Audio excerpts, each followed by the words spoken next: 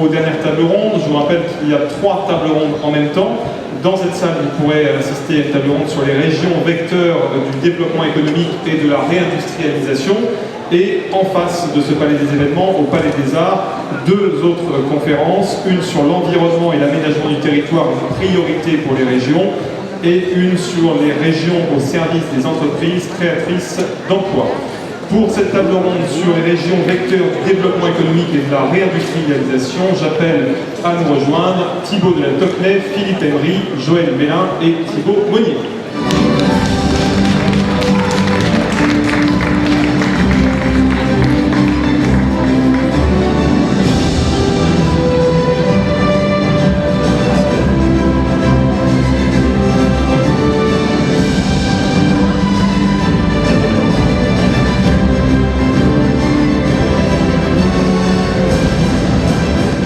Et avant de vous laisser la parole, je vais présenter bien sûr nos intervenants. Tout d'abord Thibaut de la Tocnay, ingénieur centralien. Il est président de l'IFOREL, conseiller régional Provence-Alpes-Côte d'Azur, délégué national à la formation pour le Front National et également chef d'entreprise. Joël Mélin est député français au Parlement européen, conseiller régional de Provence-Alpes-Côte d'Azur. Elle est coordinatrice nationale des CAP qui travaille sur le programme du Front National. Philippe Emery est secrétaire départemental et conseiller régional du Nord-Pas-de-Calais. Et enfin Thibaut Monnier qui est secrétaire général du collectif Audace. Voilà, je vous laisse la parole et ces débats seront animés par Thibaut de la Tocnay. À tout à l'heure, merci. Merci beaucoup Julien, bonjour à tous. Alors je faisais une petite remarque avant de monter sur scène, c'est que tout simplement vous avez en face de vous des responsables du front, mais vous avez finalement 4 acteurs de la société civile, comme on dit, ou professionnelle, puisque il y a 3 chefs d'entreprise en exercice, dont Thibaut Monnier qui est un très jeune chef d'entreprise, et Joël Mélin, qui en plus de ses responsabilités importantes, est profession libérale et médecin. Je pense que c'est ça le Front National, d'avoir des élus qui sont également des professionnels et pratiquement à part entière. Donc je crois que, en tout cas, nous avons peut-être un préjugé favorable qui s'exerce vis-à-vis de nous pour parler peut-être d'économie et de relance économique et de réindustrialisation. Alors les régions, oui, les régions, vecteurs du développement économique et de la réindustrialisation, c'est certain. Parce que les régions sont au centre de l'activité économique. Ceci étant, et je crois que c'est un des buts de cette table ronde, c'est de montrer que les régions ne sont pas des électrons libres, qu'elles ne doivent pas se substituer aux acteurs économiques que sont essentiellement les entreprises, et que par ailleurs les régions ne doivent pas contrecarrer les volontés de l'État stratège, parce que toute réindustrialisation de la France ne pourra se faire que par une volonté nationale. Les régions étant justement, comme on l'a vu un peu dans la table précédente et au cours de celle-ci, les relais de l'État stratège qui en particulier devra réindustrialiser la France. Juste un petit mot d'introduction avant de donner la parole peut-être non pas à notre collègue féminine, mais peut-être à la jeunesse pour commencer. Je voudrais juste redire qu'effectivement, pourquoi nous considérons que la région est au centre de la relance économique. Déjà par ses compétences. Quand on y réfléchit bien, la région a la compétence de la formation professionnelle, la compétence de la recherche et la compétence de l'aménagement du territoire. Alors quand on y réfléchit bien, la formation professionnelle, c'est quoi? C'est finalement la formation des hommes de demain de l'entreprise. La recherche, c'est la formation, la réflexion, la conception et la future réalisation des produits futurs de l'entreprise. Quant à l'aménagement du territoire, qui est une compétence fondamentale des régions, l'aménagement du territoire bien conçu apporte le meilleur environnement possible au développement des entreprises et également à la qualité de vie de nos concitoyens.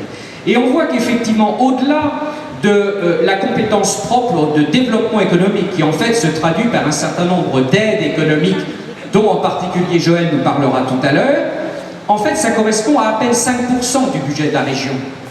Donc ceci pour vous dire que nous considérons, non pas que nous méprisons ces dispositifs d'aide économique aux entreprises, il faut faire le tri, et ce sera le but en particulier de l'intervention de Joël Mélin.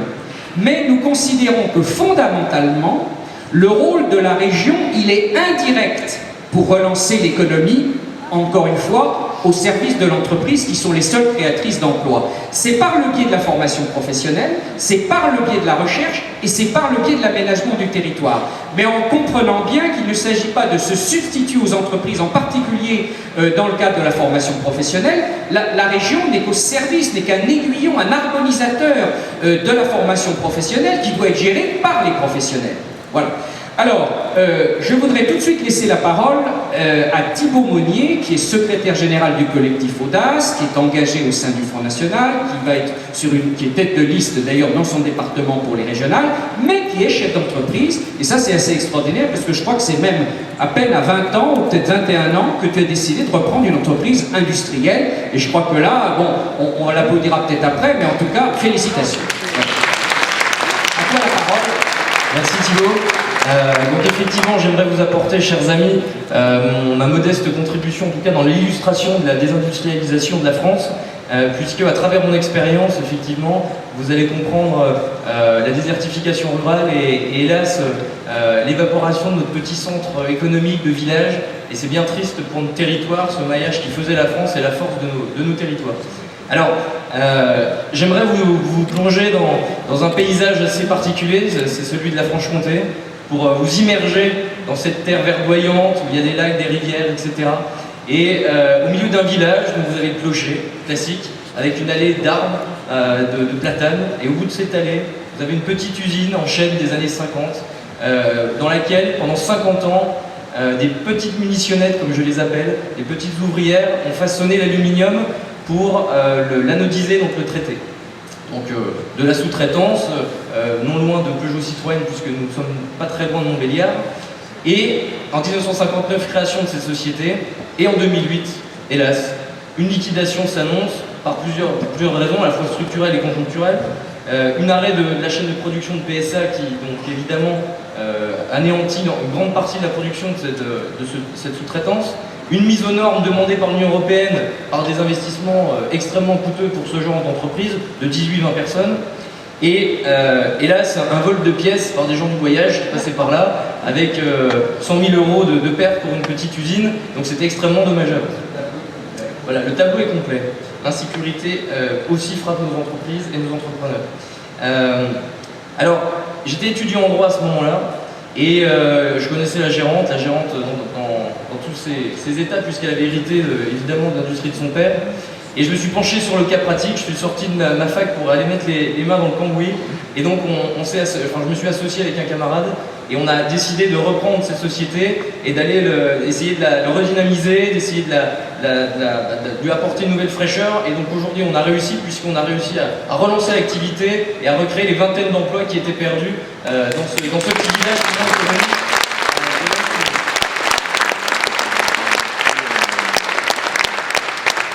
Alors je vais vous faire part de mes difficultés en 2 minutes, puisque je pense que tous les entrepreneurs de cette salle, de toute façon, seront d'accord avec moi. Donc déjà des difficultés pour trouver des financements, surtout quand on a 24 ans, puisque les banques ne font pas leur travail, et ça je peux vous le dire, j'ai fait toutes les banques nationales, c'est un scandale, elles ne font plus leur travail de frais, de risques, et c'est extrêmement dommageable pour l'entreprise et l'entrepreneuriat. Ensuite, une réglementation bien trop contraignante, puisque l'Union européenne, évidemment, tous les 6 mois, vous avez des nouvelles réglementations et ça vient polluer votre exercice de dirigeant, de chef d'entreprise. Et je crois que ça, les élus du Front National sont extrêmement sensibles à cette question et je pense que ça fera l'objet du débat un peu plus tard. Également, de la difficulté pour trouver de la main-d'œuvre compétente et qualifiée. Donc ça, c'est aussi tout le débat sur l'insertion professionnelle et le suivi de la formation tout au long de sa vie. Et puis évidemment le coût du travail, puisque là le coût du travail en France est juste monstrueux, si vous me permettez l'expression, puisque alors qu'il baissait de 6% dans l'industrie allemande, il augmentait de 10% en France. Voilà. Donc vous avez le tableau de la France aujourd'hui. Donc simplement je voulais vous dire que je pense que les chefs d'entreprise ont besoin de marine, vous avez besoin de marine, et nous avons tous besoin de marine pour la France de demain et notre économie. Merci Thibaut, qui aura de nouveau la parole bien sûr. On essaie de mener tambour battant cette table ronde.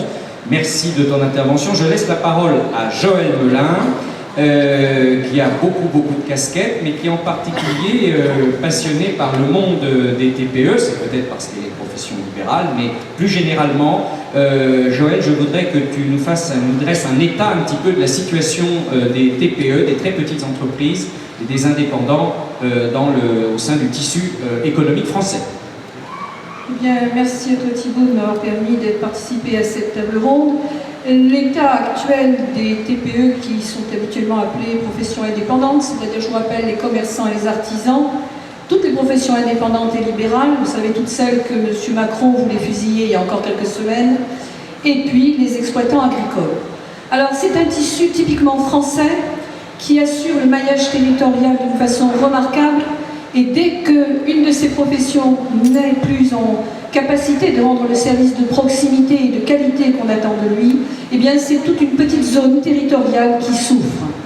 S'il en est ainsi de tous les commerçants et des artisans qui sont vos repères de tous les jours, qui sont gravement menacés, vous savez, par la disparition de certains pans de métier, par les échanges sur Internet, ce qu'on appelle maintenant l'ubérisation de la société, les médecins, les professionnels de santé qui sont soumis à des contraintes extraordinaires, toutes les professions du droit, toutes les professions des transports qui ont été très touchées par la loi Macron, toutes les professions agricoles aussi, vous le savez, ils étaient encore plusieurs millions il y a 20 ans, ils ne sont plus que 600 000 exploitants agricoles. Au total, c'est à peu près sur toute la France 2 500 000 exploitations, très petites exploitations, des fois sans aucun employé, ou alors en gros de 1 à 1,5 employés par entreprise. Vous comprenez bien que si on levait toutes les contraintes définies par notre ami tout à l'heure, c'est immédiatement 2 millions ou presque 3 millions d'emplois que nous pourrions créer. C'est évidemment une immense source d'emplois, et effectivement au niveau des régions, Thibault, il est clair que l'attention des futurs conseils régionaux de ces grandes régions, et surtout dans la nouvelle prérogative qui nous est donnée du développement territorial et du développement économique, passera par ces entreprises de toute petite taille que sont les entreprises indépendantes. Et je pense que M.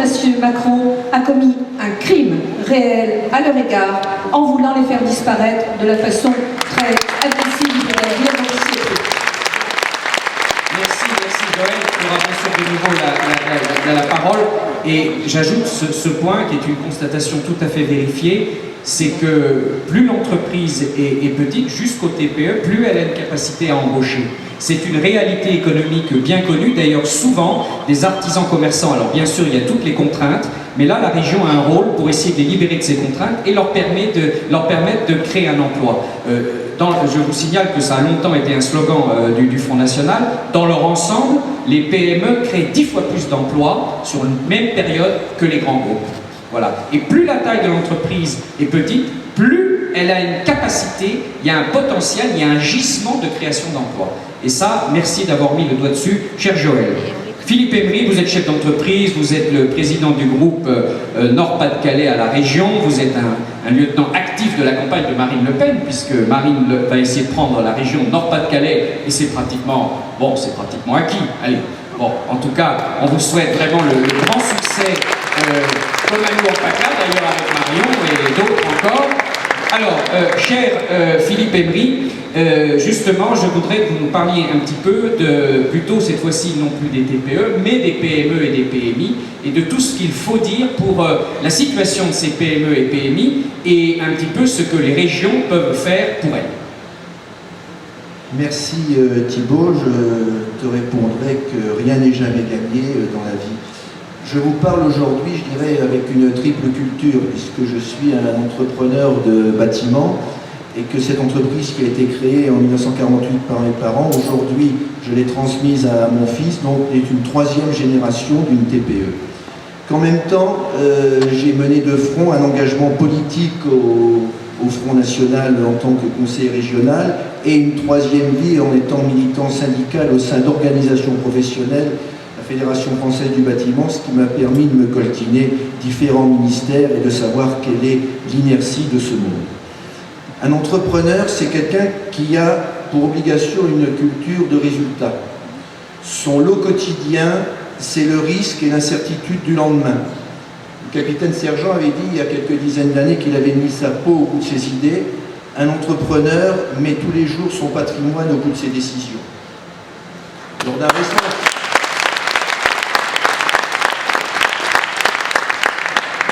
Lors d'un récent entretien que j'avais avec le responsable d'une organisation patronale, celui-ci me disait « Nous ne voulons pas vivre d'aide. Nous ne voulons pas vivre d'aide. Regarde la situation des agriculteurs. Nous voulons qu'on nous laisse travailler et que la puissance publique protège notre droit au travail. »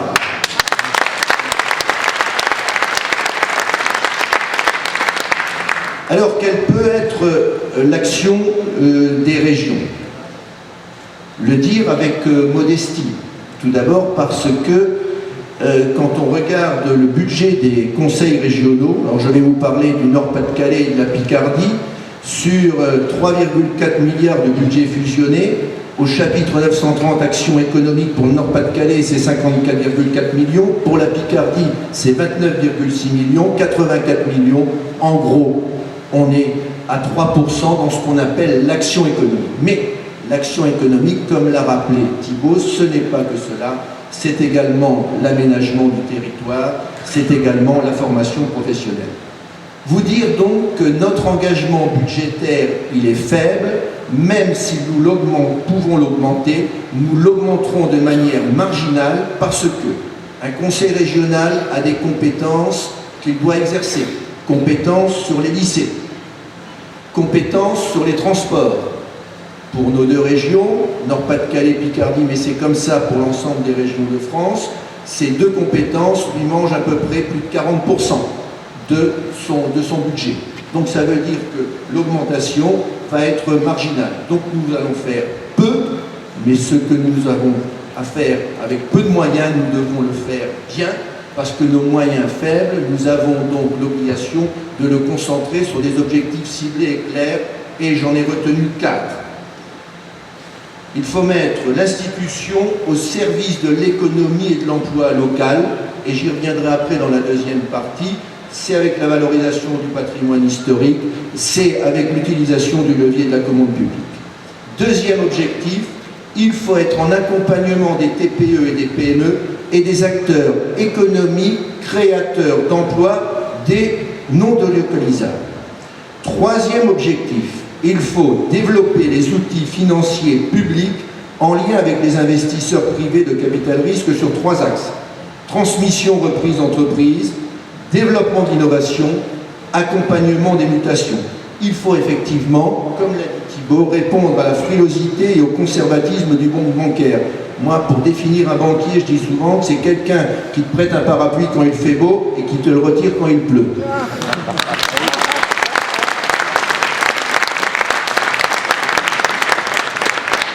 Et le quatrième objectif, c'est d'assurer la mise en œuvre du numérique sur l'ensemble du territoire. C'est à mon avis un enjeu essentiel pour éviter, mais ça a été dit au cours des tables rondes précédentes, pour éviter que dans cette région artificielle qui est créée demain, on arrive à la métrospoliation, avec ce grand trou noir de la métropole qui aspire toute l'activité économique. Un des moyens de combattre ça et d'avoir l'équité territoriale, c'est le développement du numérique sur toute la région.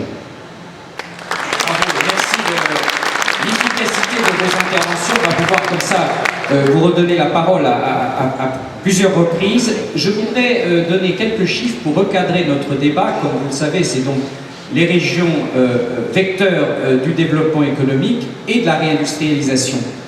Réindustrialisation qui va répondre à une désindustrialisation absolument dramatique. Je voudrais juste rappeler les chiffres. Dans les 30 dernières années, il y a eu pratiquement 2,5 millions d'emplois industriels détruits. Et donc, comme ce sont des emplois à plein temps et à durée indéterminée, en fait, la désindustrialisation en elle-même explique pratiquement plus de la moitié du chômage structurel actuel. Par ailleurs, la part des emplois industriels dans l'emploi est passée de 24% à 13%, et la part de l'industrie dans le PIB est passée de 22% à 14%. Quand on sait par ailleurs, tout s'explique, pourquoi l'Allemagne a actuellement une balance commerciale excédentaire? Parce qu'elle a sauvé une bonne partie de son industrie. en ce qui concerne la France, quand on sait que l'industrie, c'est pratiquement 3/4 des exportations. Il ne faut pas chercher plus loin. L'écroulement de l'industrie française, qui heureusement n'est pas complètement morte, il y a encore quelques très beaux secteurs, mais qu'il faut sauver à tout prix. Il y a encore des grands ensembliers dans l'automobile, dans le ferroviaire, dans l'aéronautique, mais c'est toute la chaîne des sous-traitants qui est en train de disparaître, et c'est tout le monde, justement, des PME et PMI qui est en train de disparaître.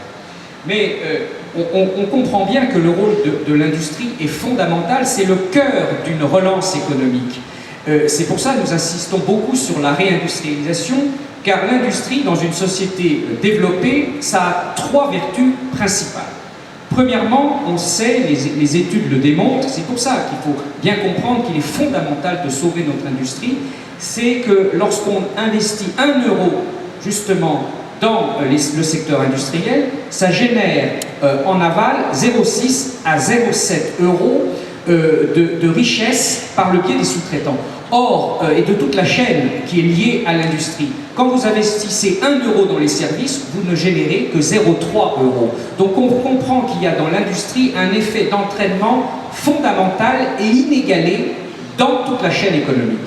Parallèlement, l'industrie, par principe, a une meilleure résistance, une meilleure résilience, comme on dit aujourd'hui, par rapport à toutes les crises et toutes les fluctuations économiques.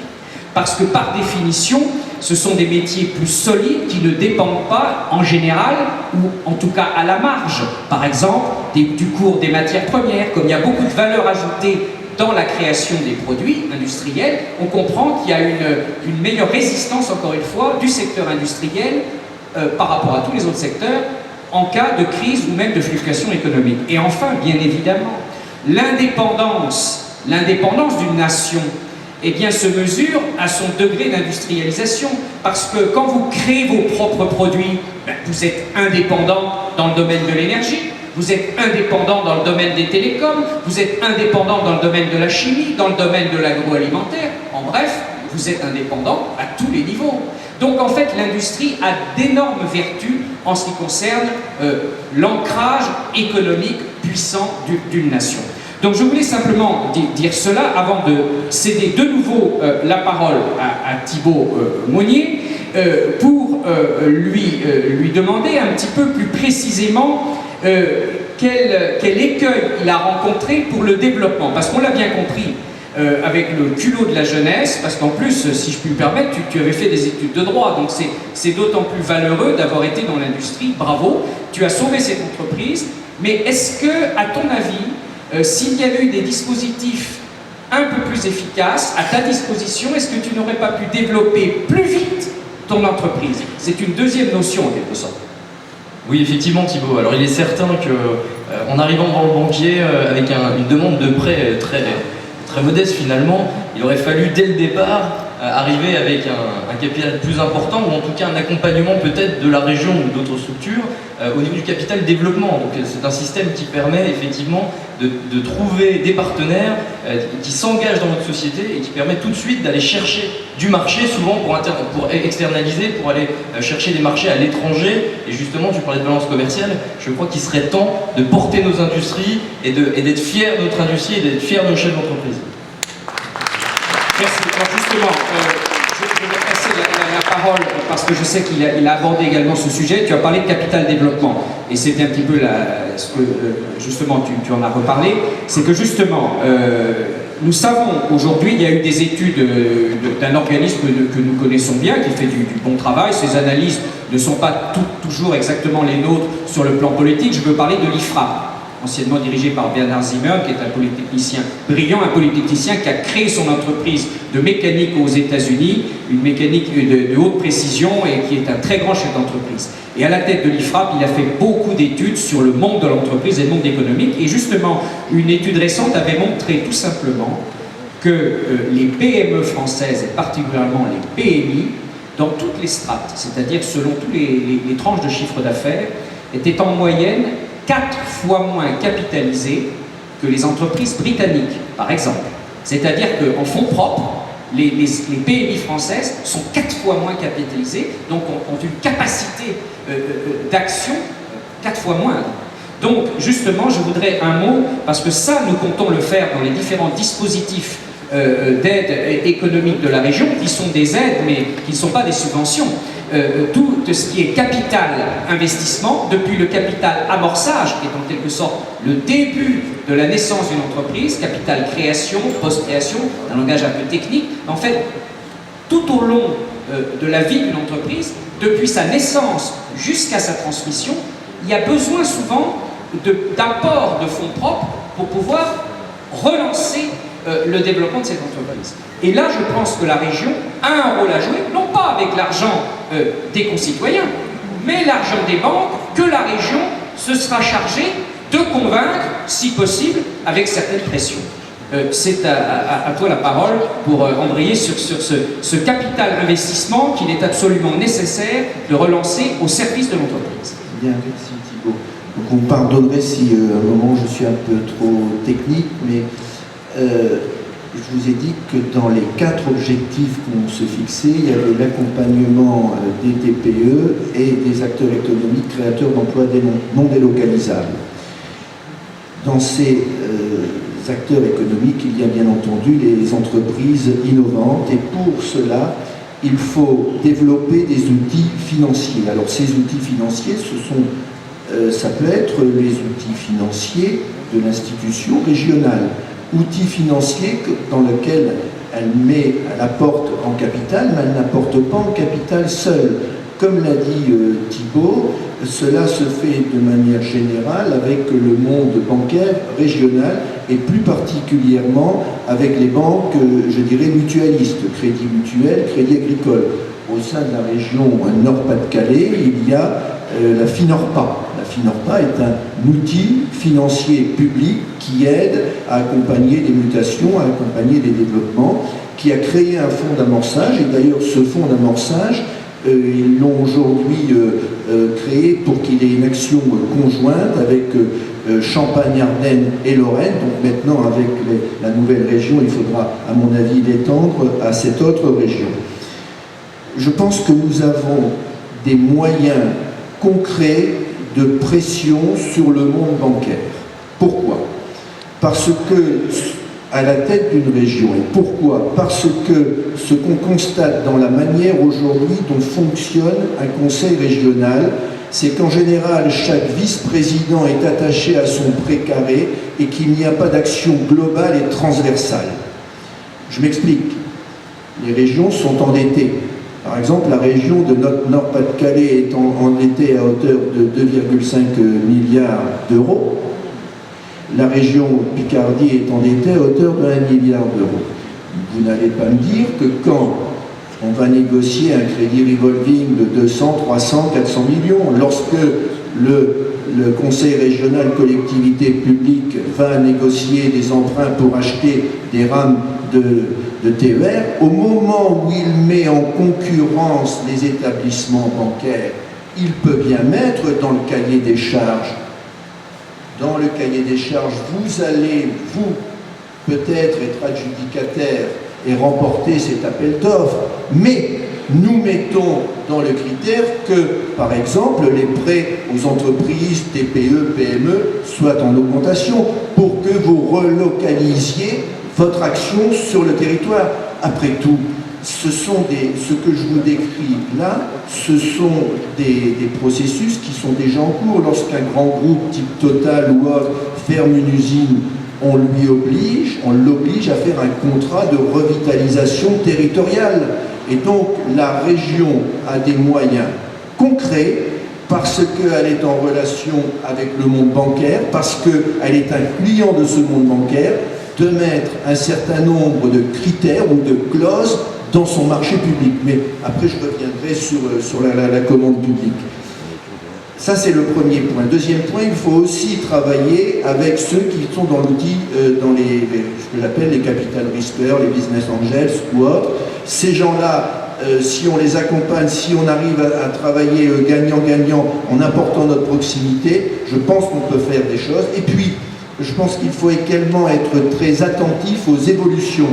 J'ai ici un article de la Tribune du 6 août, « Pourquoi les sites de prêt aux PME montent en puissance ?» Et il parle d'un épiphénomène ou pas, le crowdlending Et il donne l'exemple, en France, le 22 juillet, l'ETI Rhône-Alpine Saint-Jean Industrie a annoncé avoir emprunté la somme coquette de 1 million d'euros via la plateforme de prêt en ligne Lendix, une première dans l'Hexagone.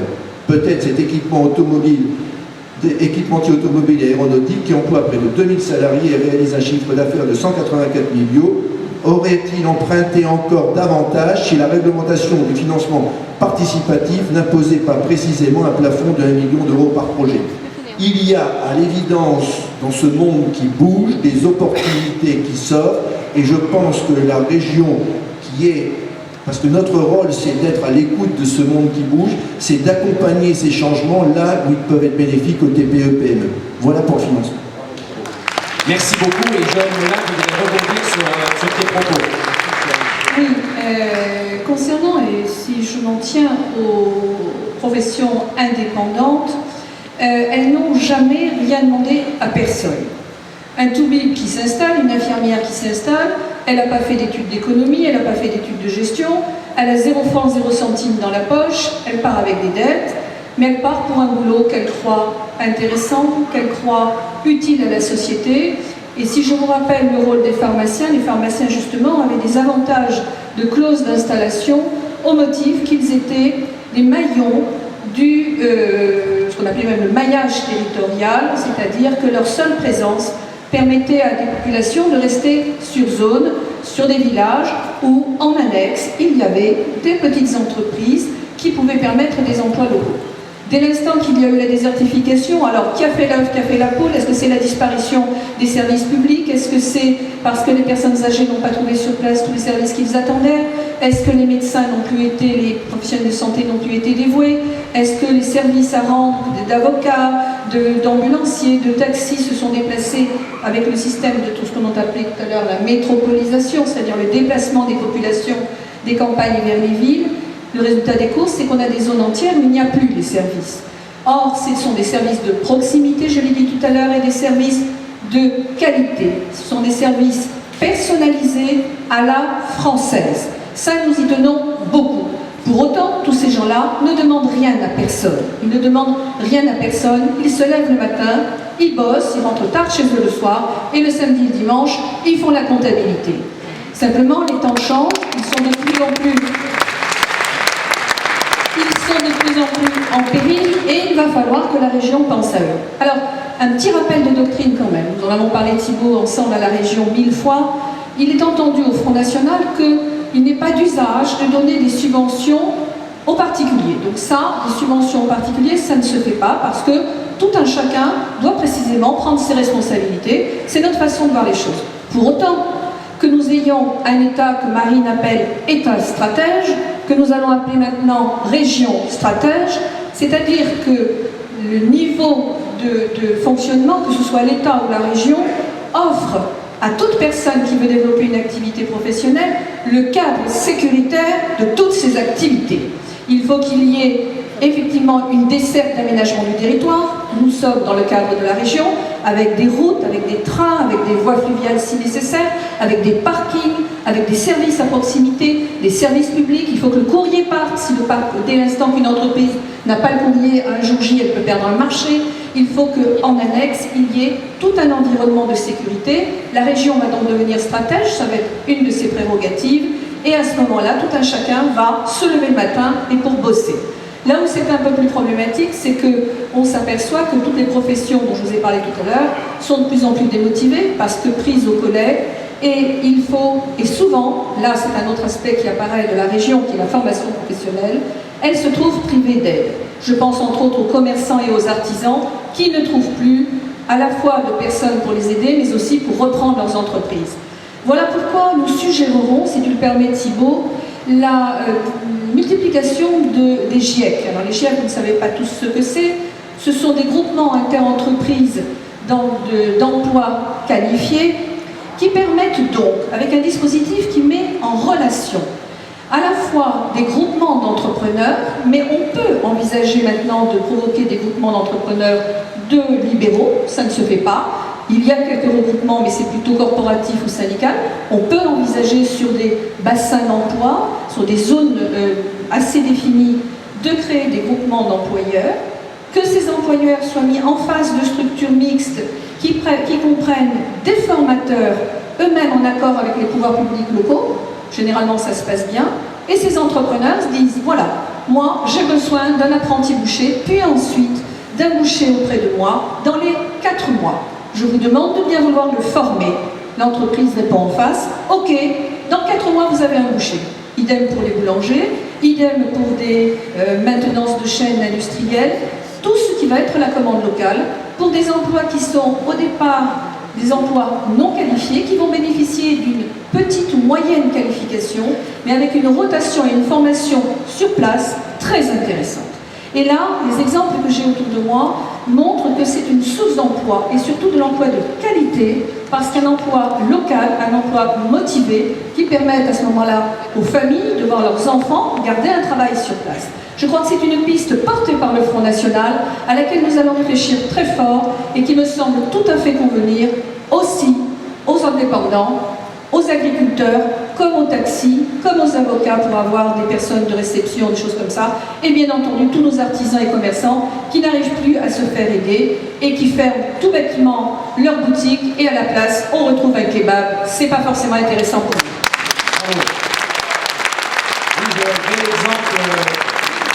Bel exemple effectivement qui à notre avis va tout à fait dans le sens de notre doctrine où la région doit être dans ce domaine en fait simplement l'aiguillon en quelque sorte de la mutualisation, parce que c'est ça finalement, la mutualisation des besoins, en l'occurrence là, des toutes petites entreprises qui ont besoin simplement d'être aidées à être mis en connexion pour exprimer leurs besoins et les gérer de manière collective. Et ça, ce qui est bien, c'est que la région ne se substitue pas aux professionnels, elle est au service des professions, et c'est tout à fait son rôle. Bravo, effectivement, c'est GIEC, à ne pas confondre avec le GIEC qui n'a rien à voir sur le climat, qui a moins notre approbation, en tout cas pas sur toutes ses conclusions, c'est un autre débat. En tout cas, ces GIEC, effectivement, pourraient sans doute s'appliquer, c'est à étudier, peut-être dans nos programmes régionaux, aux indépendants, carrément. Alors, je voudrais, avant de relancer le débat et de repasser la parole à nos amis, simplement dire un petit mot, d'abord une petite réflexion pour bien que vous compreniez notre discours sur ce qu'a développé précédemment Thibaut Monnier et Philippe Emery. Il faut bien savoir, chers amis, que l'épargne en France est énorme. Que c'est là qu'il y a un hiatus incroyable, c'est que les ménages ont une épargne importante. Le problème, c'est que cette épargne, qui a priori serait disponible, n'arrive pas dans le capital des entreprises et ne se transforme pas du tout suffisamment en fonds propres, au moins pour une partie plus importante que ce qui est le cas aujourd'hui, et c'est ça le drame. Donc le rôle d'une région, c'est justement de faire en sorte à tout prix que cette épargne soit drainée vers les entreprises, en étant très convaincant, en particulier auprès des banques et leurs fonds d'investissement, pour qu'ils investissent ailleurs qu'en bourse et directement dans les PMI, PME. Donc il faut bien comprendre que l'argent existe, mais simplement, il faut qu'il arrive dans les entreprises. Alors sinon, juste un tout petit mot pour bien comprendre notre vision sur la formation professionnelle, 2 petites choses qui n'ont pas été dites. Effectivement, ça c'est un levier très important pour que vous voyez un peu les ordres de grandeur. Sur des budgets, bon, la PACA est restée toute seule avec ses 2,4 milliards de budget. La formation professionnelle, c'est 600 millions. Donc la formation professionnelle, c'est énorme. Et là, encore une fois, 2 choses. Quel est le rôle de la région? La région, c'est d'écouter les problèmes des entreprises. Ah bon, il manque des soudeurs. Ah bon, il manque des tuyauteurs. Ah bon, il manque des boulangers. Ah bon, il manque des employés qualifiés en bureautique, ou etc. Et de faire en sorte que l'adéquation entre l'offre de personnel qualifié à tous les niveaux eh bien, corresponde à la demande.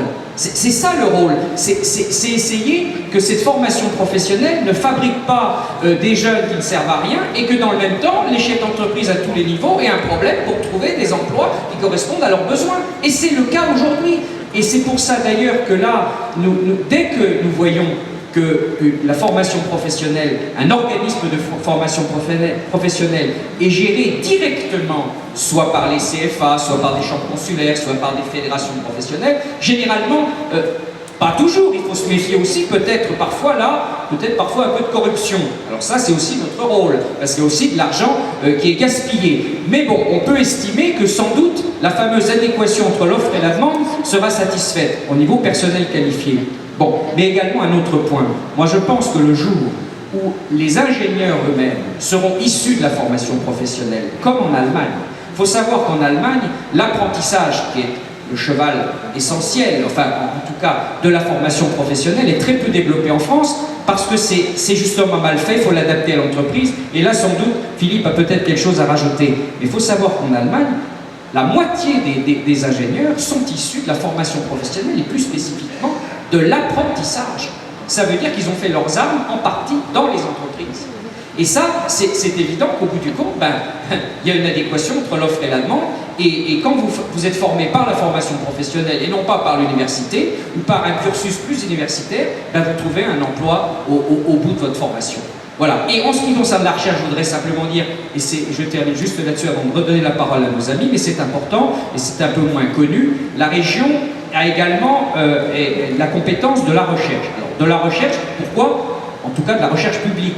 Parce que la région a la compétence sur les universités. Et souvent, nous sommes appelés à financer le matériel de laboratoire, mais même des programmes de recherche. Alors là, c'est très important. Oui, nous devons faire tout cela, mais en quelque sorte, nous devons le conditionner à réparer un écueil très français, c'est le manque de connexion entre la recherche publique et la recherche privée. Dans le monde anglo-saxon, il y a des passerelles beaucoup plus évidentes. Il faut encore une fois que la recherche des laboratoires publics soit beaucoup plus immergée dans les besoins de l'industrie.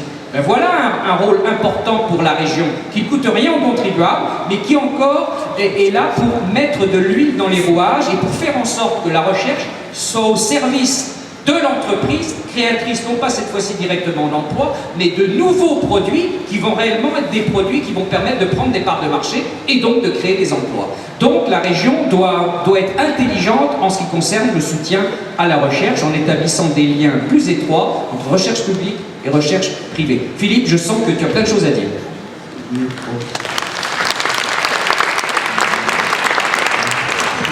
Oui, simplement, moi je vais développer 3 points, puisque je vous ai dit dans la première partie de mon propos qu'on avait 4 objectifs, et donc après vous avoir dit il faut qu'on, maintenant je vais vous dire comment on va le faire, puisqu'on a bien l'intention de demain gérer la région. Mais avant d'entamer ce propos, je vais vous donner 2 exemples qui montrent à quel point nos régions sont mal gérées. Dans la région Nord-Pas-de-Calais, un avis du Conseil économique, social et environnemental régional de 2012 a recensé que 25% de la surface des locaux des lycées était inoccupée, ce qui représentait 700 000 mètres carrés. Cela veut donc dire qu'en termes d'investissement, il n'y a pas eu de plan prévisionnel d'investissement, qu'on a investi de manière politicienne, clientéliste, pour faire un lycée par-ci, ne pas fermer un lycée par-là, et qu'à la fin, on a quand même un quart des locaux qui sont inoccupés. En termes d'apprentissage, il y a aujourd'hui dans la région Nord-Pas-de-Calais 39 000 places conventionnées dans les centres de formation des apprentis, et il y a 21 000 contrats signés, taux d'occupation 59%. Alors je veux bien que l'apprentissage a baissé, a décru depuis la crise de 2008 et qu'on était à 24 000, 25 000, il y a quand même un surdimensionnement. À partir de ces 2 exemples, vous comprendrez peut-être mieux comment j'explique de quelle manière on va conduire l'accompagnement des TPE qui a été reconnu comme un de nos objectifs prioritaires et des entreprises innovantes. Cela se fera toujours en lien, par conventionnement ou par contractualisation avec le réseau consulaire, chambre de commerce et d'industrie, chambre des métiers. Alors je sais bien que certains disent, et c'est vrai, que leur représentativité peut être discutée parce qu'il y a peu de gens qui vont voter. En tout cas, ce réseau consulaire existe, il représente le milieu économique. Je n'envisage pas qu'on puisse construire quelque chose dans le monde économique sans travailler avec eux. Très concrètement, au conseil régional, quand on nous dit on va financer par exemple le salon créer mon entreprise et qu'on nous présente le budget prévisionnel, si la chambre de commerce et d'industrie n'abonde pas ou ne participe pas au financement de la manifestation à hauteur de 50%, nous on dit non, on ne suit pas. Parce que ça veut dire sinon que c'est un salon qui est créé par les politiques, pour faire semblant, et dans lequel les milieux économiques qui n'y croient pas n'investissent qu'à hauteur de 10%.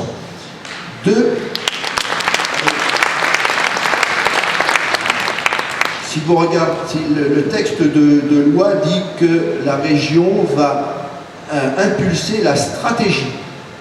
Eh bien, je pense que demain, pour les conseils régionaux dans lesquels nous tiendrons la main, nous devrons faire ça particulièrement en lien avec les intercommunalités. À la fois, nous fixons le cap, puisque la loi nous dit de fixer le cap, mais pour garder cette proximité que tout le monde craint de perdre avec un centre de décision qui est loin, il faut que le bras armé de la région devienne des intercommunalités. Ce n'est pas simple, hein, puisqu'on est d'un bord différent. Mais en tout cas, on ne va pas, après avoir dit que cette région est artificielle et que les centres de décision et l'ingénierie est concentrée sur la capitale régionale, vouloir tout mener, tout gérer à partir de la capitale régionale. Il faudra le faire par la proximité, en ayant des services d'ingénierie qui permettent là d'aider ou de seconder les intercommunalités rurales qui ont beaucoup moins de moyens techniques. Il faudra ensuite, pour tout ce qui est innovation, conditionner le financement de l'innovation à la mise en place de dispositifs d'intelligence économique. Je vais vous donner un exemple très concret. Une des premières délibérations qu'on a eu à voter en 2010 au Conseil régional Nord-Pas-de-Calais, c'était dans le cadre d'une recherche sur les textiles innovants, puisque vous savez que le textile, il a disparu, et qu'aujourd'hui, le chiffre d'affaires du textile dans notre pays, il est fait avec des textiles innovants, ce qu'on appelle des textiles respirants, enfin à haute technologie et à haute valeur ajoutée. Et donc il y avait un programme de recherche que la région finançait, et on regardait, donc il y avait Brême, il y avait les Belges, il y avait les Luxembourgeois, et qu'est-ce qu'on a vu? Il y avait un clandestin, il y avait un Turc. Mais alors à quoi ça sert qu'on finance un programme de recherche dans lequel on a mis un pays où il y a pas beaucoup de main-d'œuvre, pour qu'ensuite toute la recherche, il en profite pour ensuite fabriquer les produits et venir les apporter chez nous. Donc l'intelligence économique est quelque chose de fondamental.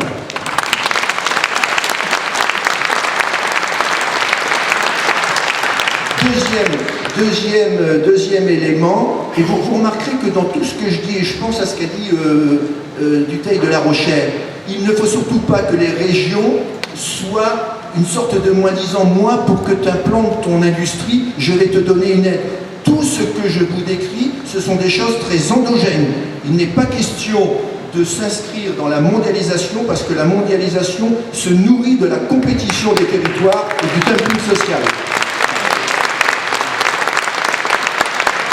Alors il y a le levier de la commande publique. Le levier de la commande publique, c'est qu'on met des clauses sociales et environnementales dans les critères de sélection des offres, pour dire par exemple là où il y a moins de déplacements, ou telle entreprise qui fait un effort de formation, ou telle entreprise qui embauche des apprentis. Et on a aujourd'hui tous les moyens dans le code des marchés publics de contourner la règle de la concurrence libre et non faussée en introduisant dans les critères de sélection des offres une pondération en faveur de tout ce qui est le local. Il faut ensuite que les avances publiques sur le marché soient passées de 5 à 30%, puisqu'on a vu qu'un problème pour les entreprises, c'est la trésorerie. Alors quand ils sont payés à 60 jours, qu'il n'y a pas de fonds de roulement, lorsqu'il y a une avance sur le marché à hauteur de 30%, ça permet déjà d'acheter les matières. Ensuite, il faut réduire les délais de paiement à 30 jours. Quand vous allez chez le coiffeur, quand vous allez au restaurant, vous payez cash. Et combien d'entreprises qui n'ont pas de trésorerie, qui ont un besoin en fonds de roulement, et on a vu qu'on n'est pas assez capitalisé, attendent 45, 60, 70 jours pour être payés par le conseil régional. Voilà l'engagement très concret qu'on prendra. Et ensuite, on a dans le code des marchés publics, et là aussi, je crois que c'est l'article 14, on généralisera l'allotissement. Qu'est-ce que ça veut dire concrètement l'allotissement? C'est qu'au lieu de dire, tiens, le lycée, ça va être construit par vous, et puis qui c'est qui arrive? Il arrive Bouygues, il arrive Eiffage, puisqu'ils sont les seuls à pouvoir concurrencer pour le lycée. Mais si on dit, on va construire le lycée, et il y aura un lot carrelage, et il y aura un lot électricité, et il y aura un lot espace vert, l'allotissement, c'est ça. L'allotissement, c'est de permettre aux entreprises de spécialité, et donc aux entreprises de seconde œuvre, d'accéder à la commande publique. Je dirais qu'il y a aussi une autre chose qu'on pourrait introduire, je ne sais pas par quel biais. Moi, quand je parle de BIC, j'appelle ça l'école du crime. À l'EPR de Flamanville. L'EPR de Flamanville, il y a quand même 460 travailleurs roumains et polonais en situation illégale qui ont été pris la main dans le collet avec des filiales de Bouygues et des entreprises de travail intérimaires par biais du travail détaché. Eh bien, la dernière condamnation de la justice, pour montrer à quel point elle est complaisante avec ces gens-là, je crois que c'est 25 ou 30 000 euros. Ça veut dire que l'emploi du travailleur détaché, ça leur a coûté moins de 50 euros. Là également, on a des moyens. Voilà sur le levier de la commande publique.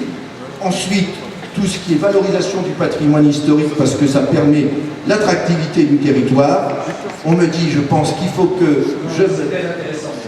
Mais c'est très concret. Absolument. C'est très concret parce que je pense qu'il est important de montrer aux gens que nous sommes crédibles et que nous sommes rassurants parce que nous savons, nous saurons faire demain. Et ce que les maires ont fait dans les mairies, on le fera demain dans les régions. Merci, bravo, bravo. Joël, un petit mot.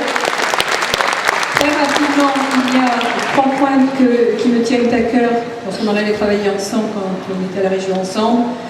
Voir comment les régions pourront, autant que faire se peut, à leur échelon, compenser la disparition ou la quasi-disparition des dispositifs sur les jeunes entreprises innovantes qui ont été complètement balayés par Sarkozy et remis très partiellement par Moscovici, qui sont des dispositifs qui permettent à des jeunes sociétés qui ne font que pendant 2 ou 3 ans de la recherche et du développement de pouvoir survivre. Le deuxième, c'est d'insister sur le caractère important et manifestement très efficace des écoles d'entreprise qui créent un esprit d'entreprise véritable et qui font qu'on va se retrouver avec des ingénieurs maison, ce qu'on avait avant, et qui sont à peu près l'équivalent à l'intérieur de l'entreprise de l'esprit des entreprises familiales dont on sait qu'elles sont les plus solides. Et puis juste un tout petit mot, une inquiétude personnelle, pour des raisons personnelles, j'ai dû passer aux URSSAF pour régler des problèmes administratifs très compliqués. Je me suis retrouvée aux URSSAF des Bouches-du-Rhône à peu près seule, sous chienne. Voilà. Donc il y avait là des entreprises, nous sommes bien d'accord, mais j'étais à peu près seule à m'appeler Joël. Voilà, je vous remercie. Merci de ton témoignage. Alors, je laisserai la conclusion à Thibaut. Je veux simplement dire un petit mot, parce que, juste mes 30 secondes, parce que ça fait aussi partie de notre job quand nous sommes à la tête des régions. On n'en a pas du tout parlé. Les fonds européens mettent leur nez maintenant dans les régions, puisque pratiquement un peu plus de 10% du budget des régions vient des fonds européens, FSE, FEDER, etc. Et pourquoi pas? La seule chose, c'est que ces fonds européens arrivent dans les actions de la région avec, malheureusement, des critères d'éligibilité. Et c'est ça qui est très gênant, c'est que l'Europe, par le biais de ces fonds, est amenée peu à peu à imposer certaines stratégies industrielles ou certaines stratégies économiques qui ne conviennent pas forcément et pas de manière nécessaire à la réindustrialisation de la France, comme nous le souhaiterions, et en tout cas qui viennent contrecarrer la volonté réfléchie, étayée, en partenariat d'ailleurs avec nos branches professionnelles, de l'État stratège. Il y a là une incursion de l'Europe qui est très dommageable. Alors, les régions doivent effectivement être au centre de l'activité économique, au service encore une fois de l'entreprise et en tant que relais de l'État stratège. Et je laisse la parole à la jeunesse, car, cher Thibaut, vraiment, on tient vraiment à te féliciter parce que c'est rare de trouver des jeunes chefs d'entreprise, surtout dans l'industrie, qui ont à peine 20 ans. Voilà. Merci Thibaut. J'en ferai de même. Je suis très heureux et très fier d'être dans votre sillon, dans le combat patriote. Et j'ai hâte de venir investir sur la région PACA qui sera remportée dignement, et la région peut-être Nord aussi si j'en ai les moyens. Mais je voulais vous donner un dernier chiffre, parce que je trouve qu'il est symptomatique. 30% des jeunes diplômés veulent s'exiler pour investir. Et je crois que pendant que la prophétie de Jean Raspail se réalise sur notre territoire, nous avons les jeunes talents qui partent, et je crois qu'il faut se battre et qu'enfin on soit gouverné par des stratèges et non par des notables. Ça sera le mot de la fin. Merci.